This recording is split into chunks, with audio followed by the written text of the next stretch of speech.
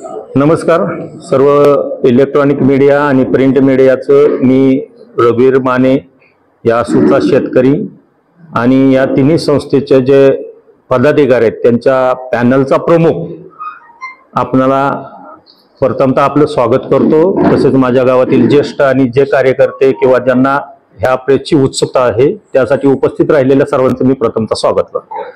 मी आपणाला पत्रकार बंधूंना एवढंच सांगतो की आज पत्रकार बोलवण्यामागचा हा मेन उद्देश आहे की 2 दिवसापूर्वी इलेक्ट्रॉनिक मीडियामध्ये या संस्थेच्या किंवा या गटाच्या विरोधात असणाऱ्या काही लोकांनी संस्थेच्या 15 गुंठ जागेबद्दल एक प्रश्न उपस्थित केला आणि तो प्रश्न उपस्थित केल्यानंतर साहजिकच त्या प्रश्नाला उत्तर देणं ही आमची जबाबदारी वाटते। त्यामुळे आज ही आपणाला पत्रकार परिषद बोलवलेली आहे। या परिषदेला संस्थेचे चेअरमन आहेत, काळेश्वर ट्रस्टचे काही लोक आहेत, आसू नंबर 1 विविध कार्यकारी सोसायटीचे चेअरमन आहेत आणि जुने जाणते सभासद आहेत आणि या गर्दीमध्ये बहुतेक सभासदच लोक आहेत। प्रथमतः मी आपल्याला काळेश्वर डेअरी या संस्थेबद्दल काही माहिती देऊ लागतो। सगळे माझ्याकडे पेपर्स आहेत। आपल्याला पत्रकार बंधूंना माझी विनंती राहील की ज्यावेळेस आपल्याला पाहिजे त्यावेळेस ही आपल्याला उपलब्ध करून देण्यात येते। काळेश्वर डेअरीच्या बाबतीत विरोधकांनी असा सांगितलं की 1979 साली ही काळेश्वर डेअरी स्थापन झाली। त्यावेळेचे तत्कालीन चेअरमन राजनभाऊ फराटे किंवा त्यावेळेचे व्हाईस चेअरमन झांबरेदादा त्यावेळेचे काही डायरेक्टर होते। तर प्रथमतः मी सांगतो की काळेश्वर डेअरी 1979 ला स्थापन झाली हे निश्चितच खरं आहे। त्यावेळेस काळेश्वर डेअरीने 15 गुंठ जमीन खरेदी केली। ती 15 गुंठ जमीन खरेदीच्या बाबतीत आदरणीय राजनभाऊ फराटे यांनी असं सांगितलं की 60,000 रुपये मी दादाराजांना दिले आणि जमीन खरेदी केली आणि नंतर दादाराजांनी माझ्याकडून पैसे घेतले। तर वस्तुस्थिती तशी नाही। या बाबतीत मी आपल्या पत्रकार बंधूंना हा काळेश्वर डेअरीचा खरेदी खत दाखवतो। ओके, आता मी त्याच्यात आपल्याला एक सविस्तर माहिती अशी सांगतो की काळेश्वर डेअरीचे चेअरमन राजनभाऊ होते हे मान्य आहे मला, परंतु 1991 साली राजनभाऊ हे श्रीमंत दादाराजे खर्डेकर यांची पार्टी सोडून दुसरीकडे गेले। 92 साली त्यांनी पंचायत समिती स्वतंत्रपणे दादाराजांच्या गटातून न लढता लढली होती आणि हा जो खरेदी झालाय तो 92 साली खरेदी झालाय। याच्यात तत्कालीन व्हाईस चेअरमन सदाशिव राजाराम झांबरे यांनी दस्त करून घेतलेला आहे। जागेचे मालक बबन बोडरे आणि नारायण बोडरे आहेत। याच्यावर साक्षीदार म्हणून स्वर्गीय दादाराजे खर्डेकर आणि शंकर भुई यांची सही आहे। म्हणजेच चेअरमन असताना व्हाईस चेअरमनच्या हस्ते कागद होतो याचाच अर्थ की त्या तत्कालीन परिस्थितीत राजनभाऊ फराटे हे दादाराजांबरोबर नव्हते आणि याच्या खरेदी खतामध्ये 47,500 रुपयाला हे खरेदी खत करण्यात आलेलं आहे। पेमेंट चेकनी गेलेला आहे। आपल्याला हा दस्त उपलब्ध आहे।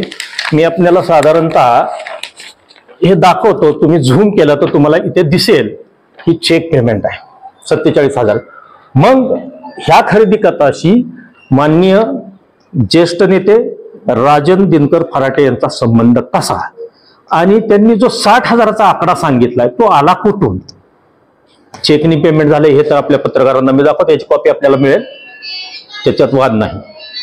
म्हणून भाऊंना मला एवढं म्हणायचंय की ठीक आहे तुम्ही संस्थेसाठी काम केलं असेल पण असे पुरावे नसताना आरोप करू नका आणि जर आपल्याकडे असा काही पुरावा असेल तर नक्की आम्हाला उपलब्ध करून द्या। आपण ज्येष्ठ आहात, आपण गावासाठी काहीतरी कार्य केलंय त्याचा आम्हाला आदर आहे। फक्त वयामानाने काही लोक विस्मृतीत जातात, त्यामुळे कदाचित असं घडलं असावं असं माझं वैयक्तिक मत आहे। दुसरा त्यांचा मुद्दा होता की सचिव, आता ह्यांनी आरोप जे केलेत मला एक सांगायचं, ह्यांनी जो आरोप केलाय हा साधारणतः 2022-23चं एक डॉक्युमेंट्स त्यांच्या हाती पडलं। डॉक्युमेंट्स म्हणजे काय? 2022-23चा ऑडिट रिपोर्ट। हे मी सगळे ऑडिट रिपोर्ट आपल्याला दाखवतो, याची प्रतही आपल्याला मिळेल, आपण जिथं जिथं आवश्यक आहे तिथं मागून घ्यावी। ह्या ऑडिट रिपोर्टनुसार 22-23च्या इथे श्रीमंत धीरेंद्र शिवरूपराजे निंबाळकर हे सचिव दाखवले, बरोबर आहे। त्याच्यानंतर त्यांनी त्यातच मुद्दा असा उपस्थित केला की सचिवांना पेमेंट 47,000 रुपये दिलेले आहेत स्वतःच्या मुलाला. This is a liability column. If you know better, this is a liability column. देणे, संस्थेची देणे. त्याच्यात काय लिहिलं यांनी? मार्च माहे 2023 अखेर सचिव यांना पगार देणे आहे, दिला नाही. आता त्यांचं जर म्हणणं आहे की त्यांच्याकडे असा काही पुरावा आहे का त्यांनी धीरेंद्र राजनला पेमेंट केलंय, तर मी त्या संस्थेचं हे बँक स्टेटमेंट आहे 2010 ते 2025. यात 1 रुपया 9 पैसा संस्थेने कुठल्याही सचिवाला दिलेला नाही. त्यामुळे हा जो आरोप केलाय श्रीमंत देवरूपराजे यांच्यावर बिनबुडाचा आरोप आहे. आता मी तुम्हाला एक त्यांना आव्हान तुमच्या माध्यमातून करतो, जर 47,000 पेमेंट तुम्ही धीरेंद्र राजनना दिलं, हा जो बेछूट आरोप केलाय, बिनबुडाचा आरोप केलाय, तो जर तुम्ही अजूनही सिद्ध केला तर येत्या 15 दिवसात सिद्ध केला तर धीरेंद्र राजनला मी सांगतो त्यांच्या कष्टाचे, त्यांच्या नोकरीतनं 47 लाख रुपये त्या माणसांना देण्यात यावे. 47 लाख आहे त्यांच्या दम. नाही तर त्यांनी 15 दिवसात प्रूव्ह नाही केलं तर त्यांनी मीडिया समोर जाहीर माफी मागावी, अन्यथा कायदेशीर कारवाईला तोंड द्यायची तयारी ठेवावी. बिनबुडाचे आरोप करू नयेत, हा मला त्यांना विनंतीवर सल्ला आहे. त्याच्यानंतर त्यांचा पुढचा होता जमीन विक्री, जो महत्वाचा कळीचा मुद्दा आहे. बरोबर आहे. जो आरोप केला तो 2022-23च्या ह्याच्याप्रमाणे. आता आरोप काय केलाय की आसूतला एक आका बोका अशी जी संस्कृतीत आपल्या बसत नाही अशा प्रकारची जी भाषा वापरली ही आपल्या फलटण, आपल्या राजघराण्याचं संस्थानिक फलटण आहे, इथं अशी भाषा शोभत नाही असं माझं वैयक्तिक मत आहे. तर अशी भाषा त्यांनी कृपा करून वापरू नये, कमरेखालचं बोलू नये. अंडर द बेल्ट कोणालाही अलाउड नाही, तसं कायद्याने किंवा संविधानाने जरी अधिकार दिला असला तर त्याला मर्यादा आहेत.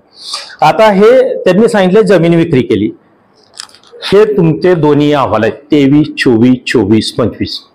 यात मला श्रीमंत शिवरूपराजे किंवा श्रीमंत धीरेंद्रराजे कुठेही डायरेक्टर पदावर अथवा सचिव पदावर दिसत नाहीत. आरोप करताना काय केला? 2023चा बॅलन्स शीट. आता कुठलं साल चालू आहे पत्रकार मित्रांनो? 25-26चे ऑडिट संपले. यात आहे का हो? नाही. हे ऑडिट रिपोर्ट आहे साइन्ड बाय द अथॉरिटी आणि which is submitted to the government department. मग हे आरोप कशासाठी? तर हे आरोप याच्यासाठी आहे की ज्यांनी आरोप केले अशा लोकांची आसून नंबर 1 कार्यकारी विरोध संस्था इथून काही कर्ज घेतली होती. ही थकबाकी होती. 2021ला काही लोकांनी कर्ज घेतलं आणि ही थकबाकी संस्थेने वारंवार मागणी केली तरी ह्यांनी भरली नाहीत. आणि त्यानंतर हे प्रकरण AR कडे जातं, AR त्याची 101 काढतं आणि बँकेकडे जातं. संस्था काय हो? सहकारी संस्था कमिशन बेसिसवर काम करते. डॉक्युमेंट्स गोळा करणे शेतकऱ्यांचे आणि बँकेला सबमिट करणे. सहकारी संस्था काय कर्ज वाटप करते का? पैसा बँकेचा असतो, थ्रू संस्थेच्या वाटला जातो. मग आता हे प्रकरण बँकेत गेल्यानंतर ह्यांचं म्हणणं की ह्यांनी राजकीय हेतूने आमचे लिलाव काढले. पत्रकार मित्रांनो, माझ्या माहितीप्रमाणे बँकेत 21 संचालक आहेत, एकटे शिवरूपराजे नाहीत. कृपा करून माझं अज्ञान असेल तर आपण मला सावध करा. आणि ह्या 21 संचालकांच्या डायरेक्टर बॉडीत ARची परमिशन, तिथले अधिकारी ह्यांच्या काहीतरी ठरावानुसार, मान्यतेनुसारच ह्या प्रकरण निघाली असतील ना. ओके. आणि ही प्रकरणं फक्त आसूतलीच आहेत का? अख्ख्या जिल्ह्यात निघालीत असं माझं माहिती आहे. तर कृपा करून राजकारण ह्या संस्थेत झालं नाही. 100 वर्षाची परंपरा आहे. तुम्ही राजकारण आणू नका. वैयक्तिक द्वेषापोटी संस्था बदनाम करू नका. माझी हात जोडून विनंती आहे. संस्थेत प्लीज राजकारण नका. राजकारण 15 दिवसाचं खेळा. तुम्ही कुठल्या पक्षाचे आहात, कुठल्या विचारधाराचे, आम्हाला सभासदांना त्याचं घेणं देणं नाही. पण तुम्ही कृपा करून संस्थेच्यावर नाहक बदनामी, एखाद्यावर वैयक्तिक चिखलफेक थांबवा. तुमच्या स्वतःचे कर्ज किंवा असे काहीतरी लक्ष डायव्हर्ट करून तुमच्या जप्ती थांबतील तर हा चुकीचा समज आहे. संस्थाही चालल्या पाहिजेत, वेळेवर कर्ज मिळालं पाहिजे, वेळेवर भरलं गेलं पाहिजे. ह्या गोष्टी आपल्यासमोर मला मांडायच्या होत्या. याच्यानंतर जमीन विक्री, काळेश्वर दूध डेअरीची जमीन विक्री, हा कळीचा मुद्दा आहे त्यांचा. काळेश्वर दूध डेअरीची जमीन विक्री का केली आणि किती किमतीला केली, बरोबर. तर अजून काय आहे त्यांचा आरोप, का केली त्याचं उत्तर मिळतं.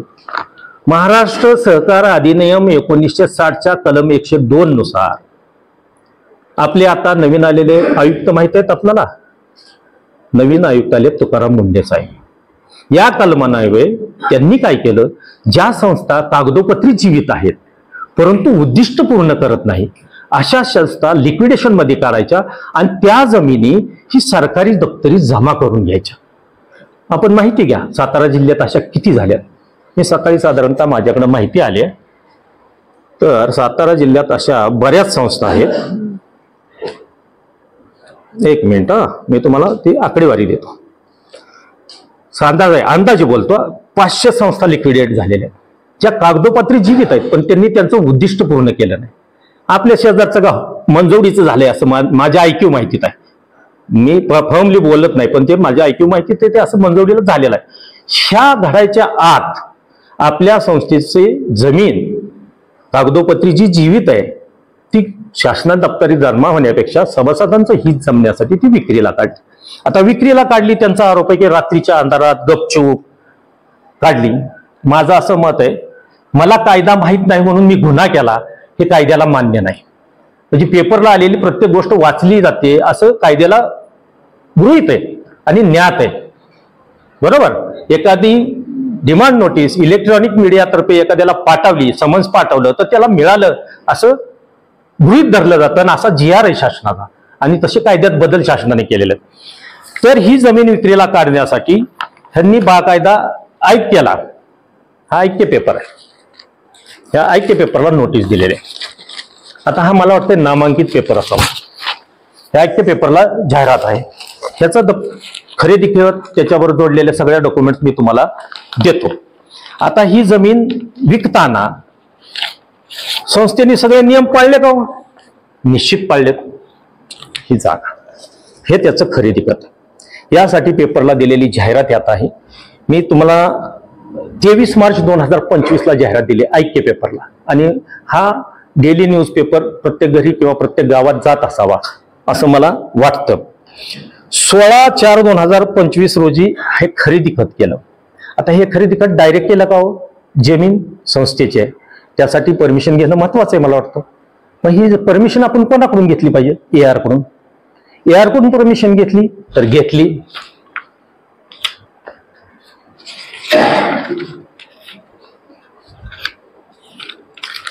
दिस is a AR permission. Okay, AR कडून परमिशन घेतली का? घेतली. शासनाने व्हॅल्युएशन रिपोर्ट दिला का? हा व्हॅल्युएशन रिपोर्ट. मिनिमम तुम्ही ही जागा एवढ्याला विकली पाहिजे.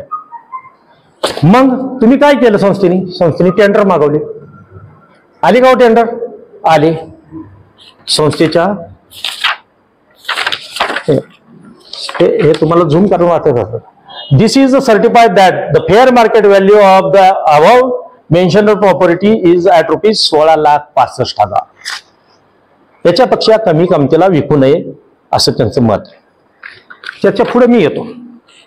ही जमीन विकल्यानंतर जागेसाठी अर्ज आले का? आले. विच इज हायर हा नियम आहे कायद्याला अवगत. काय विच इज हायर? हायरला विकली का? तर विकली. आता ही जाहिरात तुम्ही सांगता ती त्या दस्ताला जोडलेली.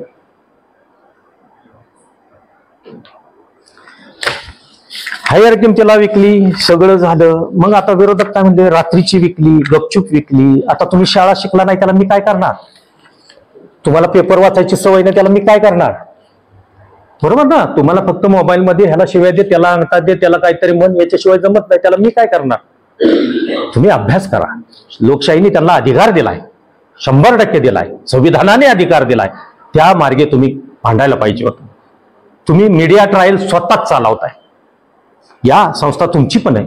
विचारा, बसा, कागदपत्र बघा आणि मग जाना. ही कागदपत्र तुम्ही कुठून काढली मला माहित. ही कागदपत्र ही तर बी अवेलेबल आहेत. का मागितली नाहीत? काहीतरी कोणातरी बदनाम करायचं आणि वातावरण जप्तीचं डायव्हर्ट करायचं. संस्था बँक आमच्या मालकीची नाही, संस्था सभासदांच्या मालकीची आहे. संस्था ही चाललीच पाहिजे. वेळेवर कर्ज भरा, वेळेवर फायदे उचला, असं नकोय. त्याच्यानंतर त्यांनी विचारलं की 1 लाखाला जमीन का विकली. भाव संचालक एक कारखान्याचे संचालक आहे आमच्याकडे, तुमच्या भावाला त्याच्याच पलीकडे 100-150 मीटरवर त्याच्यापेक्षा कमी प्राइसला विकली, ती तुम्हाला चालली का? संस्थेचीच जमीन आहे, हे खरेदी करत आहे त्यांचं, ते तुम्हाला चाललं म्हणजे तुम्हाला मिळालं तो गोड, दुसऱ्या शेतकऱ्याला मिळालं तर नाही मिळाला पाहिजे. बरं, ह्या संस्थेत कोण होतो गेली 30 वर्ष? 1 वर्षापूर्वी तुम्ही काय वैचारिक मतभेद झाले? कोणी? तुम्ही किंवा तुमच्या वडिलांनी, वडिलोपार्जित अगोदरच्या पिढ्या असतील त्यांनीच सत्ता केली ना, का बाहेरच्यांनी केली?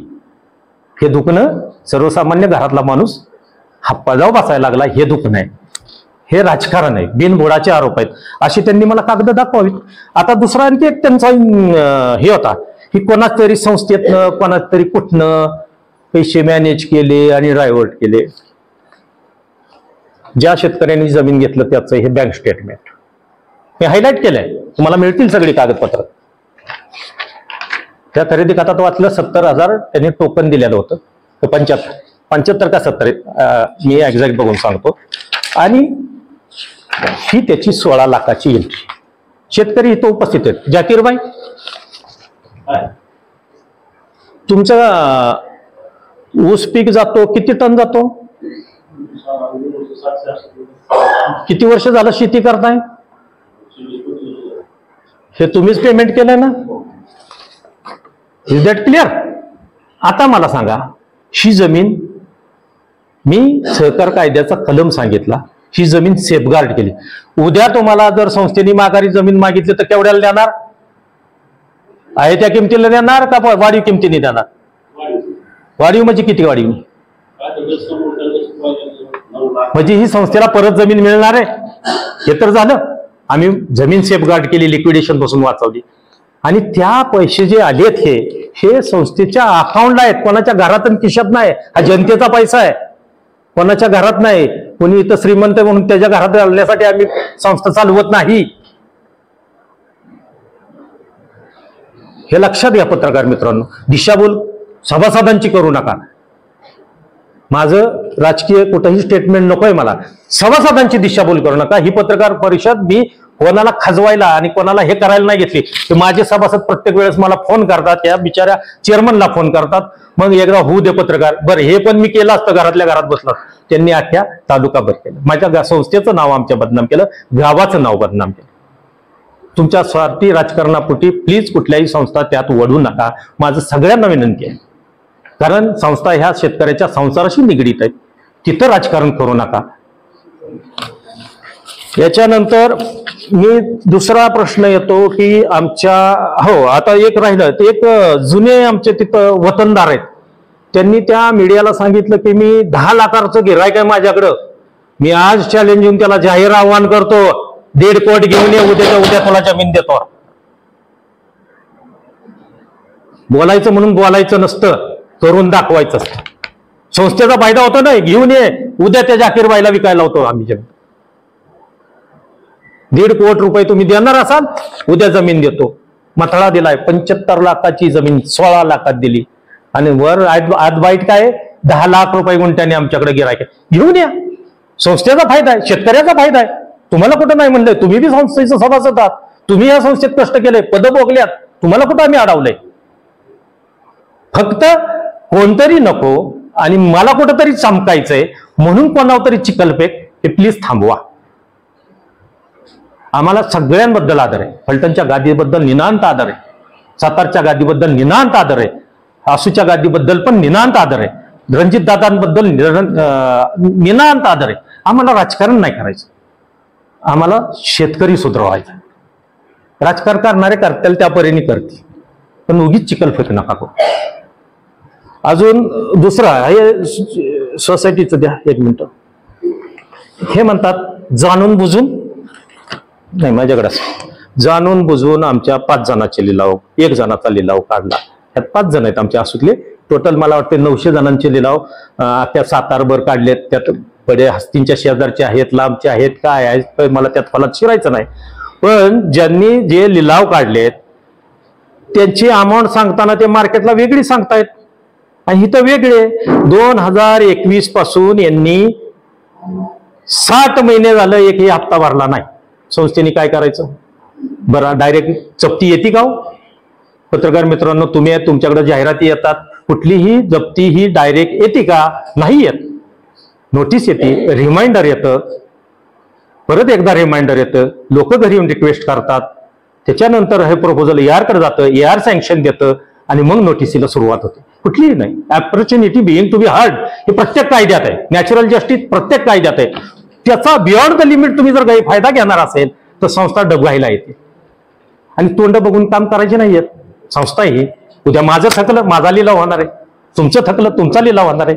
श्रीमंत गरीब बघितला जात नाही, इथं तोंड बघून कामं होत नाहीत. म्हणूनच 100 वर्ष बिनविरोध आहे, म्हणूनच अवर्गवारी आहे, म्हणूनच सगळं व्यवस्थित चाललंय. मग हे कशासाठी? चिखलपेक कशासाठी? या ना, तुमची संस्था आहे, येऊन भरा पैसे, हा मोकळे, काय प्रॉब्लेम आहे? आपण कर्ज काढलंय, आपण फेडाय नको? अगाव फेडणार आहे आणि कोणालाही जाणून बुजून टार्गेट केलेलं नाही. हे अख्ख्या सातारा जिल्हा बँकेने केलेली कारवाई आहे. त्या सोसायटीचा काय संबंध? कमिशन बेसिसवर सोसायट्या काम करतात. यापेक्षा आणि दुसरा एक हे झालं, तुम्हाला काळेश्वर दूध डेअरी सांगितली, तुमची सोसायटी सांगितली. आता मी येतो काळेश्वर ट्रस्ट मध्ये. एक नेते, पूर्व विभागाचे एक नेते आहेत, कुठलं पद आहे मला माहित नाही, मी माझ्या गावापुरतं बोलणार हा, मला बाकीचं माहित नाही. हे म्हटले की ट्रस्टला निधी येतोय पण ट्रस्टी अडवणूक करतायत, ग्रामपंचायतला जमीन वर्ग करून देत नाही, त्यामुळे निधी अडकलाय. माझ्या मित्रा, मी तुला एक सांगतो, ज्यावेळेस कुठल्याही देवस्थानला निधी येतो शासनाचा, त्यावेळेस ते देवस्थान हे तीर्थस्थळ म्हणून डिक्लेअर व्हावं लागतं, असं माझं माहिती आहे. मला काय सगळ्याच कायद्याचा अभ्यास आहे असं नाही. आणि ज्यावेळेस जमीन वर्ग करायची असती त्यावेळेस त्याला संमती लागते ट्रस्टींची. ट्रस्टी कोण आहे? तो मालक आहेत का रखवालदार आहेत? ट्रस्टी इज रखवालदार, त्यांच्यावर ट्रस्ट ठेवली. मालक कोण आहे? विश्वस्त. ते कुठं बसतात? जिल्ह्याच्या ठिकाणी. त्याची परमिशन घ्यायला हवी का नको? आम्ही असं असं करतोय, मीडियात टाकून द्यायचं. ट्रस्टी अडवणूक करतात. काय अडवणूक केली? ये ना, बस ना, ट्रस्टी आहे तिथं. मग त्यात काय द्यायचं? ट्रस्टींना हाताखालनं काढीन. ट्रस्टी नालायक आहेत. ट्रस्टीचं वय माहिती आहे मित्रांनो आपल्याला? ट्रस्टी एकही 75च्या आतला नाही. शेजारी बसलेत, एक ट्रस्टी आजारी आहे, एक ट्रस्टी वस्ती दुसरा आजारी आहे, एक गावात राहत नाही, एक दादाराजे स्वर्गीय झाले ते गेले. ह्यांना हाताखालनं काढण्याची भाषा? मला रामराजांना एक कळकळीची विनंती आहे, निनांत आदर आहे, राजकारणच्या परीने जुन्या लोकांचे तरी मानपान ठेवायला तुमच्या कार्यकर्त्यांना शिकवा प्लीज. मी विनंती करतोय, हात जोडलेत, हात उघडायला भाग पाडू नका. तुम्हाला आम्ही विनंती करतोय बघ, त्यांना दापा. वाचावीर नकोयत आपल्याला. हा, तालुक्याच्या विकासासाठी तुमचं राजकारण तुमच्यापाशी, मला त्याच्याशी येत द्या, पण निदान जुन्या लोकांचा मानपान तरी ठेवा. का तुम्हाला मीडियामध्ये दिलंय हातात मोबाईल, तुम्ही काय पण म्हणणार, कोणाचं काय बोलणार. तुम्हाला एखादी शिवी दिली तर तुम्ही दुसऱ्याचं गचूर होतात. ह्या म्हाताऱ्या वयात त्यांनी काय करायचं? स्वतःच्या आबरूचं खोबरं करून घ्यायचं. आणि मग त्या ट्रस्टची आणि गावातल्या एक गोपनीयची कोर्टात फाईट चालली होती जमिनीवरनं. ती फाईट कॉम्प्रोमाइजला आली. कॉम्प्रोमाइज डीड काय ठरलं की 1.5 एकर 60 गुंठे ट्रस्टींना द्यायची, उर्वरित गोपनीयनी घ्यायची. आता त्यात कसं म्हणलंय, it is a binding to गोपनीय to give the 60 R to the trustee as a gift deed within 90 days from the date of this order. August 2023ला ही ऑर्डर झालेली आहे. आज 2025 चाललंय, ऑक्टोबर. 2 वर्षापेक्षा अधिक काळ लोटलाय. का देत नाही? ह्या म्हातारीने जाऊन भांडायचं का त्याच्याशी? कोर्टाची ऑर्डर तू पाळत नाही, पण बाकीचं काय पाळशी? मी त्यांनी जर जमीन नाही दिली तर कंटेम्प्ट ऑफ कोर्ट करणार आहे. मी पत्रकारांसमोर त्याला सांगतो, गावासाठी मी त्याचं कंटेम्प्ट ऑफ कोर्ट करणार आहे. अजून एक अपॉर्च्युनिटी त्याला देतो की तू ये, आजही वेळ गेलेली नाहीये, आम्हाला प्रकरण वाढवायचं नाहीये. 60 गुंठे जमीन तू ट्रस्टला करून दे, तुझा तू मोकळा, ट्रस्टीच्या मोकळे. याच्या बाबतीत ते बोलत नाहीत विरोधक की बाबा दे. आता त्याची जमिनीची किंमत काढा ना. त्यांनी इकडे 10 लाख काढली, मी म्हणतो 5 लाख धरा ना तिथं. 60 गुंठ्याचे किती होतात? 3 करोड. मग ते 3 करोड आमच्या देवस्थानला मिळालं तर वाईट काय? वाईट काय? पण आम्ही ते तसं करणार नाही. ज्या गरिबांची घरं त्यांनी तिथनं उठवली कोर्टाच्या निर्णयानुसार, आम्हाला 60 गुंठे न देता, त्या गरिबांना आम्ही बाजारभावापेक्षा कमी किमतीत परत त्यांची घरं बांधून द्यायला जागा देणार आहोत. कारण ट्रस्टीचं नुकसान नको. आम्ही मालक नाही, मालक तिकडं बसलाय, त्याची परमिशन काढावी लागते.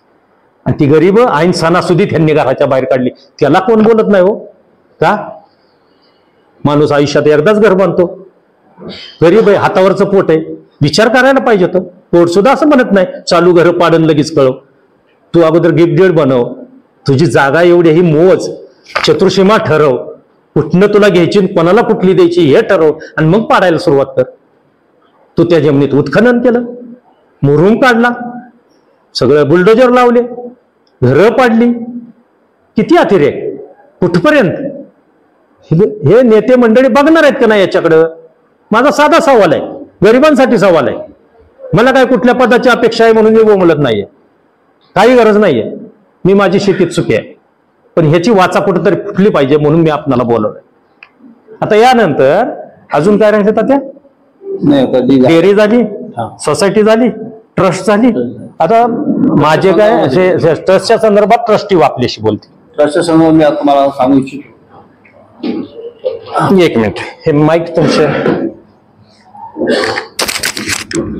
24-25 अहवाल आहे आपणाला मी देतो.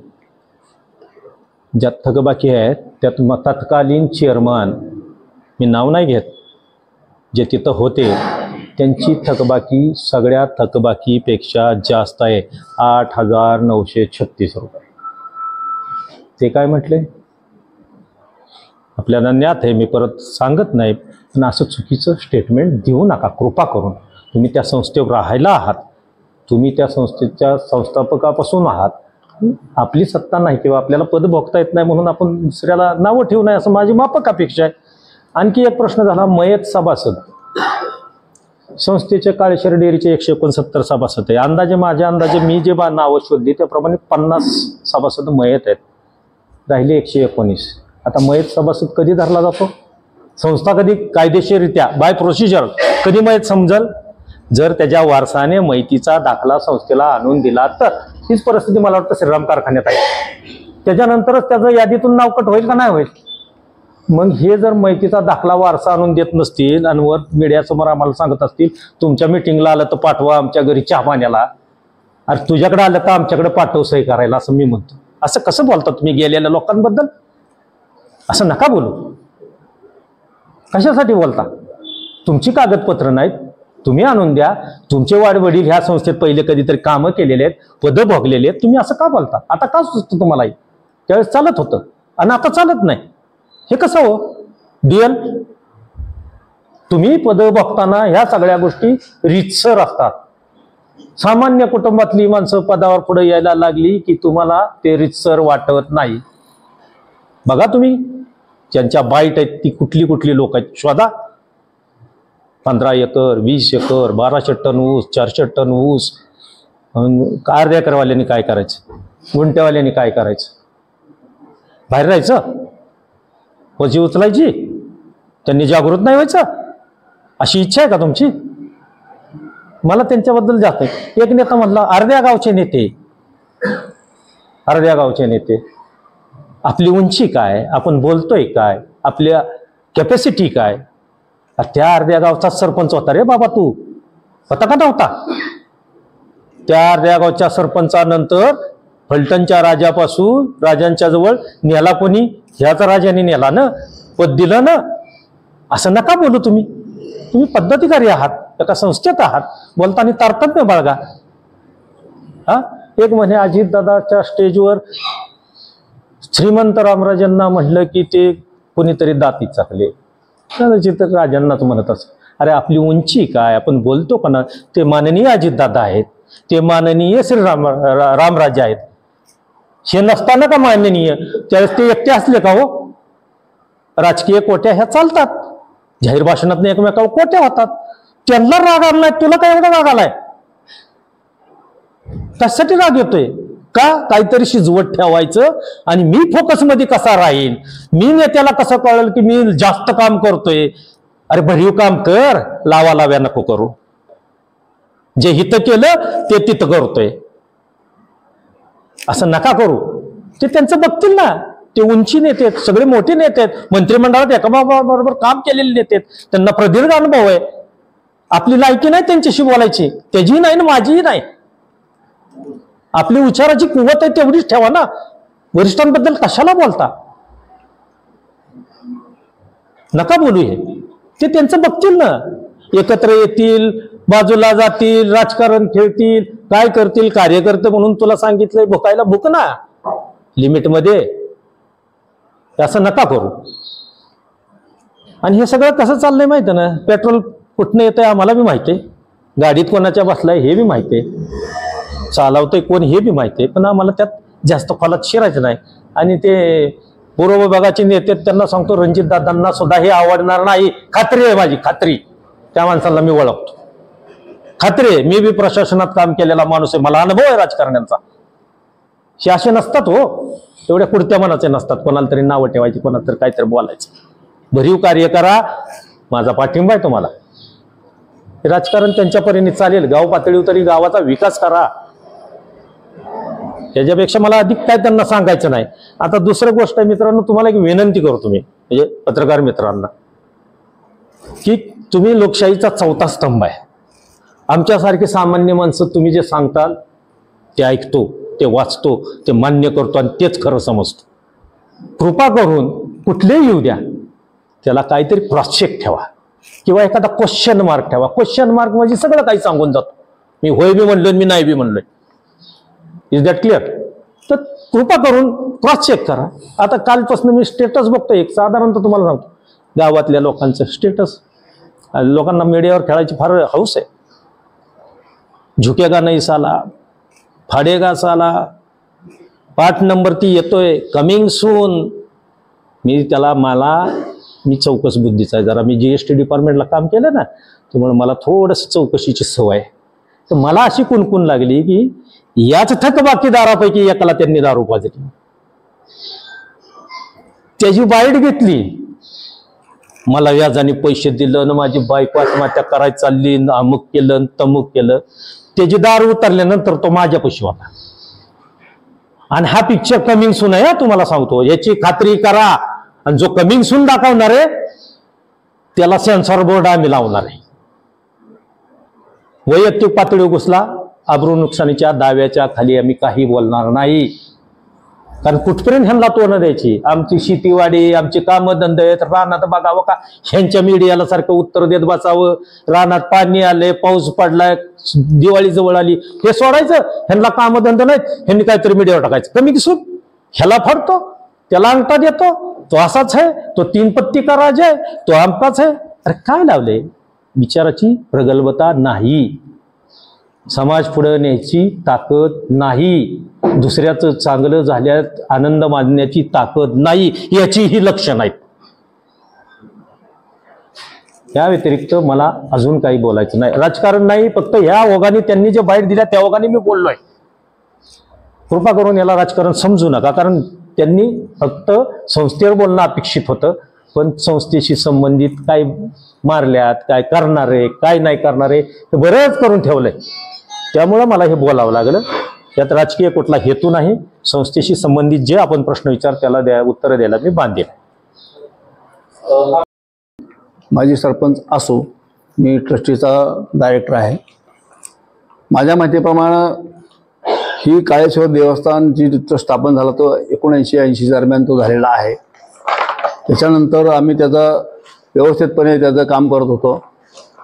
ज्यावेळेस ही बोपणे आणि काळेश्वर यांची केस उभा राहिली त्यावेळेस दादाराजे आणि धांबरे दादा यांनी स्वतःच्या खर्चाने 20 वर्ष ही केस चालवली. पुढं ते केस काय कारणामुळे आम्हाला आमचे निकाल उलटे गेले. मग दादाराजे गेल्यानंतर हे केस कुणी चालवायचे म्हणून आम्ही कॉम्प्रोमाइजला बसलो. कॉम्प्रोमाइजला बसल्यानंतर ज्यावेळेस ही जागा आम्ही कॉम्प्रोमाइजला बसलो ठरले किती द्यायची आणि किती घ्यायची, तेव्हा 55 गुंठे क्षेत्र जिथं आपली वस्ती सध्या होती, आता नाही आहे, ती जागा आम्ही सिलेक्ट केली. कारण बाकीचे म्हणून आता जर आपण वेगळी जागा घेतली, जमीन घेतली 1.5 एकर, तर पुन्हा त्या लोकांचं स्थलांतर होईल, लोकांना पुन्हा त्रास होईल. पण लोकांच्या सिक्युरिटीसाठी आम्ही ती जिथं लोकांच्या वस्त्या होत्या, स्वतः लोकांची वस्ती आहे आणि लहान लोकांच्या वस्त्या ज्या पक्की घरं आहेत, त्या घराची जागा आम्ही सिलेक्ट केली आणि त्यांना लोकांना सांगितलं ज्यावेळेस ही संस्थेची जागा कोर्टाच्या नियमाप्रमाणे आम्हाला मिळेल त्या ठिकाणी तुम्हाला परमिशन करून आम्ही तुम्हाला ही जागा नॉमिनल किमतीत करू शकतो, तुमची घरं मी उठवणार नाही. परंतु जसं आपण सांगितलं, कोर्टाच्या ज्यावेळेस आम्ही कोर्टामध्ये गेलो त्यावेळेस आमच्या ट्रस्टीला प्रत्यक्ष धामरेदादांना रायफर घेऊन लावावं लागलं. कारण आता खरं तर धामरेदादा हे आमच्या गावचे याचे दैवत सारखे आम्हाला आहेत, त्यांना होती आतापर्यंत आहेतच. कारण त्यांचं देवाबद्दलचं असणारं जे काही कॉन्ट्रीब्युशन आहे खूप मोठं आहे, त्यांना गाव कधी विसरणार नाही. पण दादाराजांनी दोघांनी स्वतःच्या खर्चाने 20 वर्ष त्यांनी कोणाला पैसा मागितला नाही आणि आम्ही कोणी त्याला दिलेला नाही. परंतु हे एवढं त्यांनी मोठं काम केल्यानंतर दादाराजांनी हे चालवायचं कसं म्हणून आम्ही परत कॉम्प्रोमाइजला बसलो. विषय असा आहे की आम्ही ज्यावेळेस ती जागा जे लोक राहतात ती आम्ही घेतली होती, पण ती घेतल्यानंतर जसं कॉम्प्रोमाइज झालं तसे ऑर्डर झालेली आहे, ते आपलं दाखवलेच आहे. आमच्याकडे ऑर्डर हे सो आहे, तुम्हाला दाखवू आम्ही. पण त्या निकालाप्रमाणे त्यांनी 90 दिवसाच्या आत आम्हाला बक्षीस करून द्यायला पाहिजे होतं, पण त्या काळात त्यांनी दिलं नाही. हे 2 वर्ष झालं. परत ती जो लोक राहत होते त्याच्या घराचे खड्डे पाडून म्हणून उत्खनन करून लोकांचे घर पाडून लोक त्याचे विस्थापित केलेले आहेत. सध्या आता एखाद्या आयुष्यात जर घर बांधतो त्याचं आयुष्य घर बांधण्यातच समजलं जातं. सामान्य लोक होते ते, ह्या लोकांनी त्यांनी पूर्ण बेघर केलं. आम्ही त्यावर त्याच्यावरती जी वेगळ्या पद्धती ऍक्शन घ्यायला पाहिजे ते आम्ही ते घेतले नाही, कारण कायद्याने काय होईल ते होईल. मग जसं आपण म्हणले तसं गेल्या 1 महिन्यापूर्वी आम्ही कोर्ट ऑफ कंटेंटची प्रोसेस सुरू करून ती दाखल केलेली आहे. कारण आम्ही 3 ट्रस्टी फक्त राहिलो आहोत. मधल्या काळात काय चुकीचे घडले ते त्याबद्दल मी वाचना करणारही नाहीये. पण ह्या गावाला गेले 50 वर्ष मी ह्या गावामध्ये काम करतोय. 76 ते आतापर्यंत 95 पूर्वी मी सरपंच होतो. आतूनपर्यंत मी गावामध्ये काम करतोय सामाजिक कार्य म्हणून. ह्या गावाला अत्यंत चांगल्या पद्धतीचं वळण आहे, संस्कृती आहे, हे सांगण्याची काही मला गरज नाही. कारण पाटील दाते होते, राजाराम बापू होते, जांभळेदादा होते, कुंडलभाऊ होते. ह्या लोकांनी ह्या गाव खूप मोठ्या पद्धतीने घडवलेलं आहे. आणि ह्या गावाची परंपरा म्हणण्यापेक्षा गावाचे सुसंस्कृत मुलं माणसं अज्जत आणि 12 बळक्यात आमचं गाव आहे. इथं जात पात मुसलमान भिजमान आहे तर काही कधी होत नाही. अजूनपर्यंत कधी आमच्या गावाला यात्रेला सुद्धा कधी आम्हाला पोलीस संरक्षण घ्यावं लागलं नाही. एका संघटने विरोधक असून सुद्धा एकामेकाच्या बरोबर. परवा जो माझं बंटराजांच्या ज्या कार्यक्रमाला बसलो होतो मी, विशाल माने आणि हरचंद पवार, आम्ही समोर बसून त्यांना सांगितलं विशाल तू माझ्यापर्यंत ये, आपण बसूया आणि त्याच्यावरती कशा पद्धतीने दाखले पाहिजेत, कशा पद्धतीने चर्चा करायची ही बंटराजाच्या कार्यक्रमात मी स्वतः त्यांना बोललोय. मला आज संध्याकाळी आपण गावात बसूया. ते म्हणले मला काम आहे, म्हणलं उद्या बसूया. त्यांना मला वेळ मिळाला तर येतो. म्हणजे जर स्वतःही बसायचं नाही, चर्चाही करायची नाही आणि मग काहीतरी कुंभाट रचायचं. आणि विशाल माने ज्या माझी पहिल्यांदा आले तेव्हा तात्या आपल्याला अशा पद्धतीनं तसं काम करायचंय. मी त्याला त्याच क्षणी बोललो. मी म्हटलं नाही मला बाळाला विचारू द्या, शिवापाला विचारू द्या, कारण मला माहिती आहे चांगल्या कामाला आम्ही कधीही विधायक कामाला विरोध करत नाही. राजकीय विरोध वेगळे, मतभेद वेगळे असतील, पण गावात एखादं चांगलं काम करणार असेल कुणीही असो तर आम्हाला त्याचा कधी केलं नाही. हे दादारांची आम्हाला पहिल्यापासून शिकवण आहे. पहिल्यांदा आम्ही गावाचा विचार करतो आणि नंतर मग आपला स्वतःचा विचार होईल तर नाही होईल. पण त्यावेळेस त्यांना एकतर बसायचं नाही आणि चर्चेला यायचं नाही आणि मग दाखले मागायचे. आता दाखल्याचा विषय तुम्हाला सांगतो. त्याने एक फॉर्मॅट मला दिला. तो काय दिला की काळेश्वर ट्रस्ट करून दाखला दिला तो की त्या दाखल्यामध्ये असं नमूद केलं सांगितलं त्यांनी की हे कवर्ग म्हणजे समाज देवस्थान करण्यासाठी आम्हाला खाली टिम्म कामं करायची. मग टिम्म कामं म्हणजे काय, नवीन दुरुस्ती काय करायची, त्या ठिकाणी काय देव बांधायचं, काय ती दुरुस्ती काय करायची, मग टिम्म कामाची काय करायची ह्यासाठी तुम्ही समक्ष बसू, आपण चर्चा करू, कुठेही करू, सोसायटीमध्ये करू, तुझ्या घरी करू किंवा कुठे करू, पण एकत्र बसल्याशिवाय हे मार्ग निघणार नाहीत. गावाच्या बाहेर आपण कोणीच नाहीये. तेव्हा एवढं सगळं बोलून सुद्धा त्यांनी आम्हाला सहकार्य न देता दुसऱ्या दिवशी त्यांनी जर मीडियामध्ये अशा पद्धती जर चुकीच्या पद्धतीने केले असतील तसा कोणीही म्हणजे ऍग्री राहील असं मला वाटत नाही. त्यामुळं आमच्या मनात कुणाबद्दल किंतु परंतु अजिबात नाही. परंतु ह्या गावासाठी जर कोणी चांगल्या पद्धतीने काम करतं त्याला आम्ही सहकार्य करू. पण चुकीच्या पद्धतीनं आता ह्या गावामध्ये कितपत परिणाम हे मला माहित बहुतेक नाही झाला, पण ह्या कालच्या ह्याच्यामध्ये तालुक्यामध्ये गावाचं जे काय नाव बऱ्यापैकी आम्हाला काय बातम्या आपल्या मिळतात ते किती खऱ्या खोटे त्याची शहानिशा करून त्यांनी सुद्धा आम्हाला मार्गदर्शन करावं अशी माझी त्यांना अपेक्षा राहील. आणि इथून पुढच्या काळामध्ये आमच्या गावाला कोणीही गालबोट लावलेलं गावाचे कोणीही समजून घेणार नाहीत. या ज्या आता आपण म्हणले तसं ज्याला जसं वाटेल तसं बोलू लागला ते गाव आहे.